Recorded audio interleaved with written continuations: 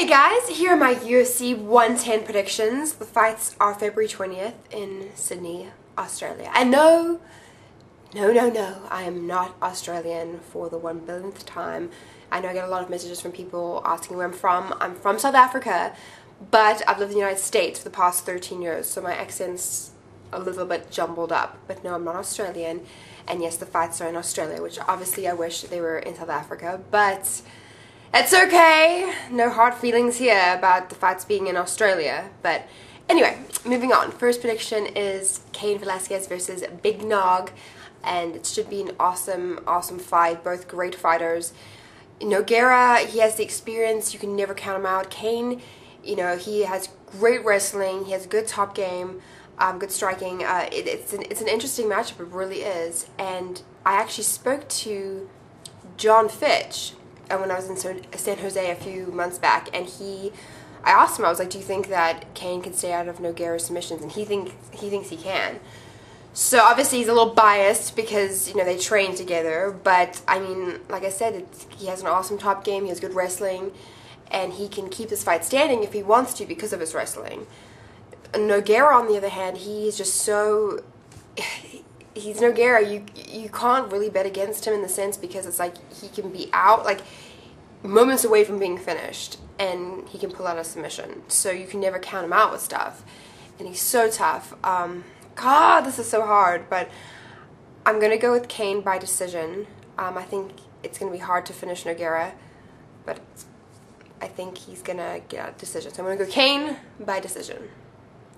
Next prediction is Wanderlei Silva versus Michael Bisping. And I always have to say Wanderlei. I just can't let his name be. I just can't just say Wanderlei. I have to go Wanderlei Silva.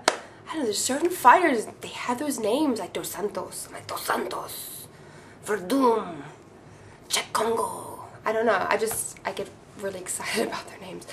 Anyway, Wanderlei Silva versus Michael Bisping. Wanderlei is coming off 2 losses to Rampage and to Rich Franklin. And Bisping is coming off a big win over Dennis Kang. Kind of surprised a lot of people by stopping Dennis Kang. It's kind of crazy. With Wanderlei, this is kind of like a must-win for him because this would be, I mean, if he loses this is like his 3rd loss. So we all know he has heavy hands. It would be interesting to see if he's going to kind of have more refined striking, or if this is going to be like an all-out brawl. I definitely think it's going to be a stand-up fight. And I don't know, I think Bisping, you know, Bisping needs to circle away from Wanderlei's power hand and kind of outpoint Wanderlei. And I definitely think Bisping could win a decision. I definitely think that's possible. But I'm going to have to go with Wanderlei, my favorite. I'm going to have to go with Wanderlei Silva by TKO/Axe Chop. Axe Chop in your face. What? Next prediction is Joe Stevenson versus George Steranopoulos. I don't know if I'm pronouncing your name incorrectly. I'm sorry if I am, George. I did not intend to. You have a crazy last name. But you have good striking and you're good on the ground, and this is a good fight, you know, for you to bring up your name. And I'm talking to the fighters as if, you know, they're watching, because apparently Joe Stevenson saw my prediction video and called me out about the fact that I picked Ken Flo over him. And he got a little upset, made me a little upset too. So don't worry, Joe. I'm picking you to win in this fight. And no, it's not because I know you. It's not because I know you and you don't live that far away from me. You can beat me up, I know. I'm picking you because I think you have better wrestling. And, yeah. I don't think that George is going to submit you. Nope. So I'm picking you by decision. Joe Stevenson. Next prediction is Keith Jardine versus Ryan Bader. And a lot of people have been saying that Keith has an underrated guard, which is funny because we've never really seen it. So it's kind of hard to make a judgment. We don't really know how good it is. If he gets taken down by Bader, will he be able to submit him? Will he be able to get to his feet? Bader stayed out of Eric Schaefer's submissions pretty well, and he seems to have pretty good submission defense. He has the wrestling.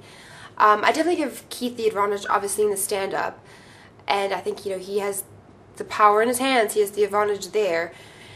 It's kind of a tough fight to pick because it's like, do I go with Bader by decision or Keith by TKO? It's kind of one of those things. Like, I feel like it could go either way. I feel like Keith can definitely catch Ryan, but then Ryan can get the decision. I don't know. You know what?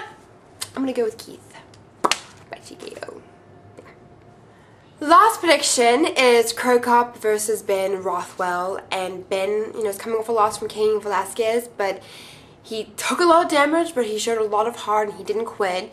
And Crow Cop, I mean, Crow Cop, I thought he was retiring, honestly. I'm like, what is he doing? I thought he was retiring, and then I see him on this card, and I don't know. He definitely has the more technical striking, but I don't know what Crow Cop's gonna show up. I mean, I always pick him because I remember the old Crow Cop from Pride and from pre-Gonzaga, and I pick him, but then during the fight he doesn't have that killer instinct. It's just so crazy.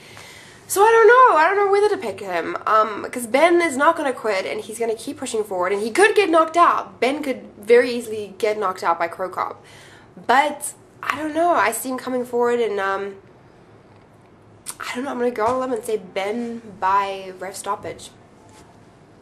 I love you, Crow Cop, but I just don't know. I just don't know. It upsets me every time I watch the fights now because I remember how he was. So I'm going to go with Ben by ref stoppage.